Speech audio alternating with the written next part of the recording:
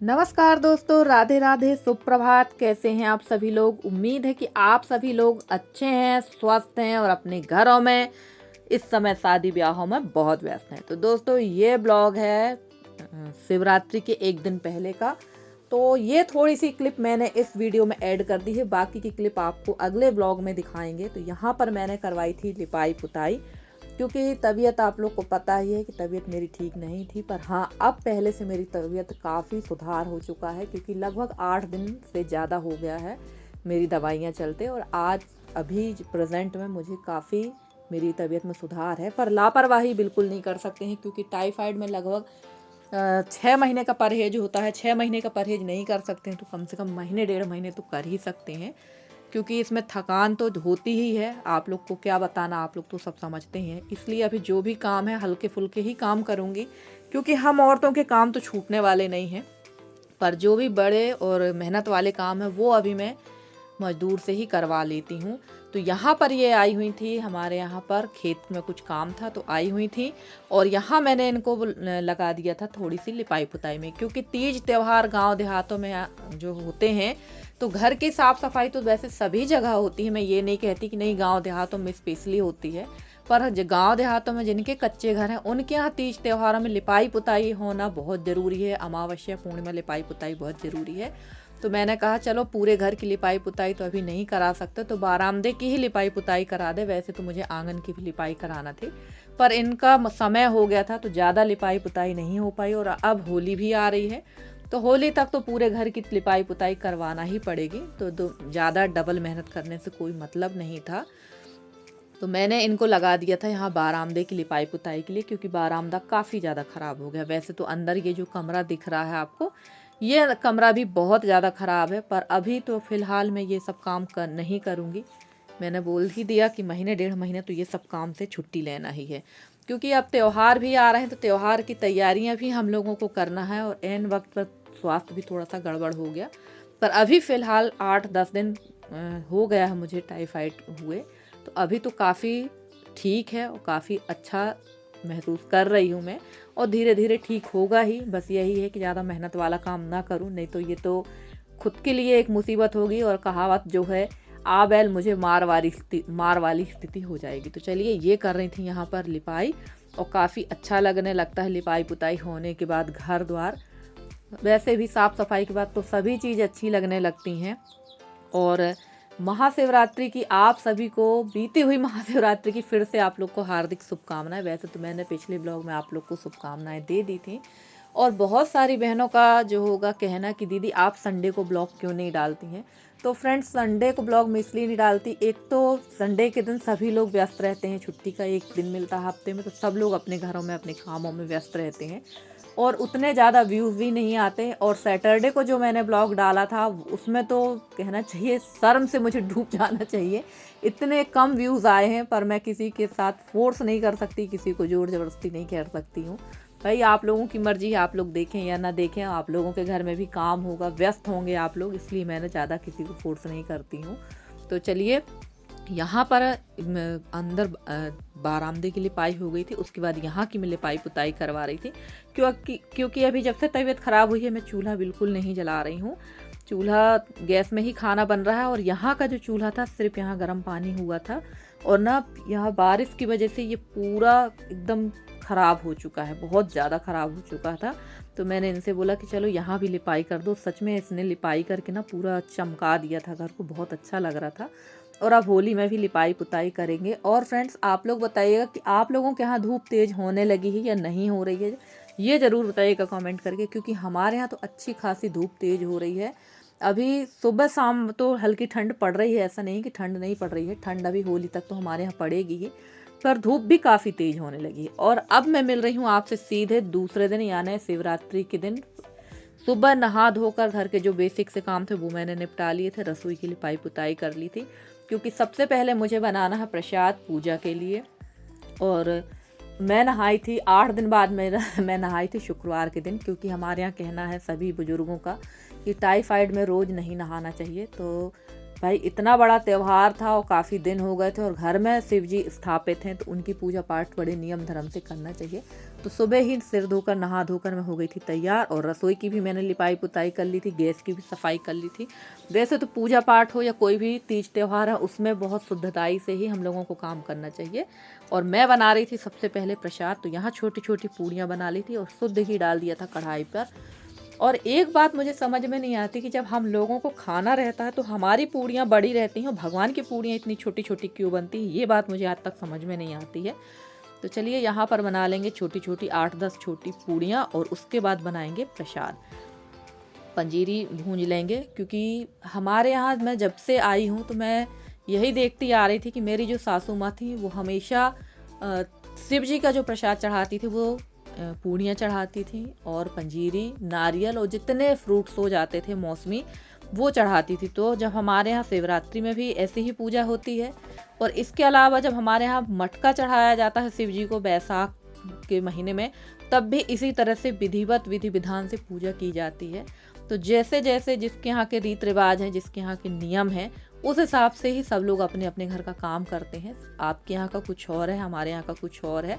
और वैसे भी हम ईश्वर का पूरा तो कर नहीं सकते, क्योंकि कहते हैं ना, तेरा तुझको अर्पण। वही स्थिति है कि सब तो उसी का है, हम उनको क्या दे सकते हैं। तो चलिए यहाँ हमारी पूड़ियाँ बन गई थी, इसको हमारे यहाँ अठवाई कहते हैं। और ये मैंने ले लिए थे ड्राई फ्रूट्स, क्योंकि पंजीरी बनाना थी, और उसी जिसमें मैंने अठवाई सेकी थी उसी में मैंने ड्राई फ्रूट सेक लिए हैं, और उसी घी में मैं बना लूँगी प्रसाद। तो घी का जो उपयोग भी हो जाएगा, और थोड़ा सा घी मैंने और अलग से डाला था क्योंकि थोड़ा सा घी कम लग रहा था। तो चलिए फटाफट से भून लेते हैं, और ये आटा भूनने में थोड़ा सा टाइम भी लगता है क्योंकि धीमी आंच में सेकना पड़ता है। और लगभग मुझे लग गया था 10 से 12 मिनट लग गया था इसको बनाने में। और यहाँ डाल दिया है ड्राई फ्रूट्स, और अब इसमें डाल देंगे पिसी हुई चीनी। तो मैं पिसी हुई चीनी डालती हूँ। चीनी डालने में तो मेरा हाथ बहुत ज़्यादा चलता है, और मुझे लग रहा था, पीस कर मैंने डाली थी तो मुझे लग रहा था चीनी ज़्यादा हो गई है। थोड़ी सी मैंने बचा दी थी, फिर भी इसमें प्रसाद में चीनी काफ़ी ज़्यादा हो गई थी। और ये वाला प्रसाद तो ऐसे कोई खाता नहीं है, अगर इसको दूध के साथ घोल के खाओ तो बहुत स्वादिष्ट लगता है। तो चलिए यहाँ हो गया है काम, और अब चलते हैं पूजा की तैयारी करते हैं। तब तक यशी अपने लिए बना लेगी नाश्ता वगैरह, क्योंकि मेरा तो था उपास। वैसे भी मुझे खाना वगैरह तो उतना ज़्यादा खाना नहीं था, परहेजी खाना ही खाना था। और यशी नहाई नहीं थी, तो मैंने जल्दी ही रसोई खाली कर दी और आ गई यहाँ पर पूजा की तैयारी करने के लिए। तो यहाँ मैंने ले लिया है दूध, दही, शक्कर, घी और शहद। और इस दिन तो विशेष पूजा होती है शिव जी की, भोले बाबा की इस दिन विशेष पूजा की जाती है। तो जितनी भी इनको चीज़ें चढ़ाई जाए ना, सब कम ही रहती हैं। ऐसी कोई चीज़ नहीं है जो शिव जी को नहीं चढ़ती। सिर्फ केतकी का एक ऐसा फूल है जो शिव जी के ऊपर नहीं चढ़ता है, बाकी तो सारी चीज़ें जो बाकी भगवानों के ऊपर नहीं चढ़ती वो शिव जी के ऊपर चढ़ती। तो चलिए यहाँ पर मैंने रख लिए थे बेर, गेहूँ की बाल, चना, अलसी, दूब, और कहना चाहिए आम की जो बौर होती है वो रख ली थी मैंने, मसूर। और यहाँ पर बहुत सारी चीज़ें आ चुकी थी। धतूरा का फूल था, आम की पत्ती, अशोक की पत्ती, मंदार जिसको अकौआ कहते हैं उसकी भी पत्ती थी, मंदार के फूल भी थे, धतूरा के फूल भी थे। यानी जैसा मैं पूजा करना चाह रही थी उसी हिसाब से व्यवस्थित सारी चीज़ें हमारे यहाँ मिल गई थी। और यहाँ गांव देहातों में एक बहुत अच्छी चीज़ है कि जो भी पूजा का सामान लेकर आता है खेतों से, ये सारे आम बेर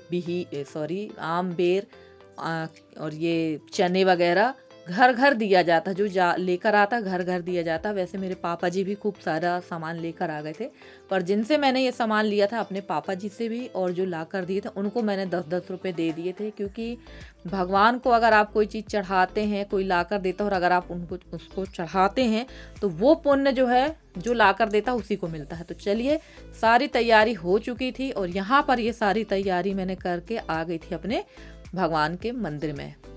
तो ये फ्रूट्स भी रखे हुए थे, जो मौसमी फल थे वो सब मैं रखी थी। और यहाँ यशी पूछ रही थी कि कोई चीज़ छूटी तो नहीं है, तो आधे से ज़्यादा चीज़ें थाली में थी। और कुछ चीज़ें जो हैं जैसे भांग हुआ, गंगा जी की रेत, नर्मदा जी की रेत, और चमेली का तेल वगैरह, भस्मी, ये सारी चीज़ें तो मेरी मंदिर पर ही रखी रहती हैं, क्योंकि रोज़ की ही पूजा में हम लोग ये चढ़ाते हैं। और चलिए यहाँ कर लेते हैं रुद्र अभिषेक, जो जिस तरीके से मैं करती हूँ। बहुत सारे तरीका है करने के, कुछ लोग पंडितों को बुलाकर भी करते हैं, कुछ लोग घर पे ही कर लेते हैं। तो भाई जो मैंने देखा है या जो मैंने मेरे से बनता है मैं उस हिसाब से करती थी, क्योंकि इनकी पूजा बहुत सरल तरीके से भी की जा सकती है और बहुत डिफ़िकल्ट तरीके से भी की जा सकती है। तो जो हमसे बनती है हम उसी हिसाब से कर रहे थे। और यहाँ मैंने चढ़ा दिया था दूध, दही, शहद, घी, शक्कर, और अब नहला दिया था मैंने गंगा जल से और डाल दिया है अब नर्मदा जल, और अब डालेंगे सादा वाला जल। तो काफ़ी ज़्यादा टाइम लग गया था, लगभग 1 से 1.5 घंटे लग गए थे मुझे इनकी पूजा में, क्योंकि पूजा पाठ करो तो बहुत इत्मीनान से और बहुत धैर्यता के साथ पूजा होना चाहिए। तो चलिए आज तो भोले बाबा बिल्कुल चमक गए हैं और बिल्कुल रेडी हो रहे हैं दूल्हा बनने के लिए। तो जिस हिसाब से मेरे से बना उस हिसाब से मैं पूजा करती जा रही थी। और फ्रेंड्स, आप लोगों के यहाँ आप लोग किस तरह से शिवरात्रि का त्यौहार मनाते हैं ज़रूर बताइएगा कमेंट करके, क्योंकि सभी के यहाँ का अलग अलग रीति रिवाज होता है, अलग अलग तरह से मनाते हैं। और यहाँ पर मैं झंडा भी लेके आ गई थी, क्योंकि हर साल शिवरात्रि के दिन शिव जी को झंडा भी चढ़ाया जाता है। और यहाँ मैंने उनकी पगड़ी बना दी थी, तो जैसा मेरे से बनता जा रहा था वैसे मैं पूजा करती जा रही थी। और यहाँ सफ़ेद ही रंग का इनको चढ़ता है, क्योंकि कहते हैं शंकर जी जो हैं शांति के प्रतीक हैं, तो उनको सारी चीज़ें सफ़ेद ही चढ़ाई जाती हैं, झंडा भी। तो यहाँ सारी पूजा पाठ मैं कर रही थी, और बहुत सारी पूजा जो है जहाँ पर मुझसे कोई चीज़ मैं भूल रही थी तो यशी भी हमारी बताती जा रही थी। और यहाँ पर मैंने ये सब चढ़ा दिया था, समी की पत्ती, बेल पत्र, मंदार के फूल, ये सारी चीज़ें चढ़ाती जा रही थी। तो चलिए फ्रेंड्स, हमारी पूजा हो रही है यहाँ पर। और आप लोगों को कैसा लगा आज का वीडियो ज़रूर बताइएगा कमेंट करके। अगर आज का वीडियो अच्छा लगा तो प्लीज़ वीडियो को लाइक करिएगा, चैनल पे नए हैं तो चैनल को सब्सक्राइब करके अपना प्यारा सा सहयोग और स्नेह हमारे साथ बनाए रखिएगा, ताकि हम भी आगे बढ़ सकें आप लोगों के सहयोग और स्नेह से। तो चलिए यहाँ पर पूजा हो गई थी, और पंचामृत और अठवाई और ये जो प्रसाद बनाया था इसका भोग लगा देंगे अग्नि में। और थोड़ा सा मैंने प्लेट में अलग से रख दिया था, क्योंकि शिव जी को जो प्रसाद पूरा चढ़ जाता है वो पूरा उनका ही होता है, उसको बांटा नहीं जाता है, इसलिए मैंने थोड़ा ही चढ़ाया था, बाकी अंदर के भगवान को भी चढ़ा देंगे। तो आज तो पूरा जो ब्लॉग था वो भगवान के ही नाम पे था। तो आप लोग ज़रूर बताइएगा कि आप लोग किस तरह से पूजा पाठ करते हैं और कैसा लगा मेरा पूजा पाठ करने का तरीका, क्योंकि बहुत सारी सिस्टर लोग हमेशा कमेंट करती हैं कि आप पूजा पाठ को ज़रूर दिखाया करिए। तो बिल्कुल हमारे जो तीज त्यौहार आते हैं उसमें तो मैं पूजा पाठ दिखाती ही हूँ। और अब मैं मिल रही हूँ सीधे आपसे शाम के समय पे। तो यहाँ मैंने ले लिया था सिंघाड़े का आटा, इसमें डाल देंगे थोड़ा सा नमक, और आलू घिस लेंगे, उबले हुए आलू हैं ये घिस लेंगे, क्योंकि मुझे अभी तेल घी की चीज़ें नहीं खाना है। और समझ में नहीं आ रहा था कि फलाहार में खाएं तो खाएं क्या। तो यहाँ मैं बना रही थी सिंघाड़े आटा की रोटी, और लौकी की सब्जी मैंने बना रखी है। तो लौकी तो ऐसे ही थोड़ा सा जीरा डाल के लौकी को कुकर में छोंक दिया था मैंने, और उसमें डाल दिया था 1 टमाटर। तो सब्जी मेरी पक चुकी है, और यहाँ पर मैं थोड़े थोड़े आलू करके डाल रही हूँ, क्योंकि सिंघाड़े के आटा में पानी बिल्कुल भी नहीं डालना है, इसे हमें आटे के साथ ही गूँथना है। और इसमें थोड़ा सा जीरा और ये धनिया पत्ती है और 1 मिर्च है, क्योंकि इस समय मिर्च भी बना है, तेल मसाला सभी चीज़ें बना है, तो आप लोग तो जान ही रहे हैं। तो चलिए यहाँ मैं आलू घिसते जा रही थी और आटा को गूँथते जा रही थी। तो इसकी मैंने बनाई थी रोटियाँ, और सच कहूँ इतनी बढ़िया बनी थी ना, क्योंकि हमारी एक सब्सक्राइबर हैं, उन्होंने बोला था कि आप सिंघाड़े आटे की पूड़ियाँ बनाना बताइए। तो बहुत जल्दी मैं आप लोग के साथ पूड़ियाँ भी शेयर करूँगी। तो फिलहाल तो मैंने अभी रोटी शेयर की है, और बस यही प्रोसेस है जिस प्रोसेस से मैंने आटा गूँथा है। सिर्फ आटा गूँथने की ही कला होती है। आप चाहें तो इसको पराठे बना लें, और इसको बेलकर आप चाहें तो डीप फ्राई कर लें तेल में, तो पूड़ियाँ हो जाएंगी। पर सच में ये जो रोटियाँ थी बहुत अच्छी लगी मुझे। तो बस थोड़ा सा सेकने में टाइम लगा इनको, क्योंकि मैंने इसको नॉन स्टिक पैन पे सेका था, और सेकते समय बड़े आराम से धीमे धीमे बहुत अच्छे अंदर तक सिक गई थी। तो चलिए यहाँ पर मेरा आटा गूँथ गया था, और आप चाहें तो थोड़ी देर के लिए इसको रेस्ट दे सकती हैं, पर मैंने रेस्ट नहीं दिया था क्योंकि काफ़ी ज़्यादा टाइम हो चुका था और मुझे दवा भी लेना थी। तो यहाँ मैं बेलने लगी थी, और बड़ी आसानी से बिना पन्नी लगाए ये मैंने बेल ली थी। एक भी ना ये चिपकी थी और ना ही ये क्रैक हुई थी, बहुत बढ़िया तरीके से बन गई थी। तो बनाई थी मैंने 4 रोटियाँ, जिसमें से एक लास्ट वाली का मैंने बना दिया था पराठा, तो वो खा लिया था यशी ने, और बाकी की 3 रोटियाँ बनी थी। तो एक रोटी मैंने खा ली थी, बाकी की 2 रख दी, तो मेरे हस्बैंड जी ने भी खा ली थी। तो चलिए फ्रेंड्स, यहाँ पर बनने लगी हैं हमारी रोटियाँ, और आप लोग बताइएगा ज़रूर कि किसने किसने ये रोटियाँ खाई हैं और किसने बनाई हैं। वैसे मैंने ये फर्स्ट टाइम बनाई थी, फर्स्ट टाइम में ही बहुत अच्छी बनी थी, ये बिल्कुल भी क्रैक नहीं हुई थी, आप लोग देख ही रहे हैं। और बढ़िया धीमी आंच में इसको तवे पर ही सेक लूँगी, मैंने गैस पे नहीं सेका था इसको, डायरेक्ट आंच पे तवे पर ही धीमे धीमे इसको सेक लिया था। तो चलिए फ्रेंड्स, हमारी रोटियां यहाँ कंप्लीट हो चुकी हैं। आइए आप लोग भी खाइए हमारे साथ बैठकर सिंघाड़े आटे की रोटी और लौकी की सब्जी। तो ये देखिए बहुत बढ़िया, इतना बढ़िया दिख रही हैं ये कि देखकर ही खाने का मन हो रहा है। तो चलिए आ जाइए आप लोग भी, आप लोग को भी खिलाते हैं सिंघाड़े आटे की रोटी और लौकी की सब्जी। तो आज तो ऐसा ही सूखा सूखा सा फलाहार है, क्योंकि परिस्थितियों को देखकर इसी तरह का बनाया है, नहीं तो हमेशा अच्छा ही कुछ ना कुछ बनता है। वैसे इसी में काफ़ी मज़ा आया था। और लौकी की सब्ज़ी टमाटर डालने में हो गई है लाल, इसमें मैंने हल्दी नहीं डाली थी। तो चलिए फ्रेंड्स, मिलते हैं अगले वीडियो में, तब तक के लिए bye bye and take care.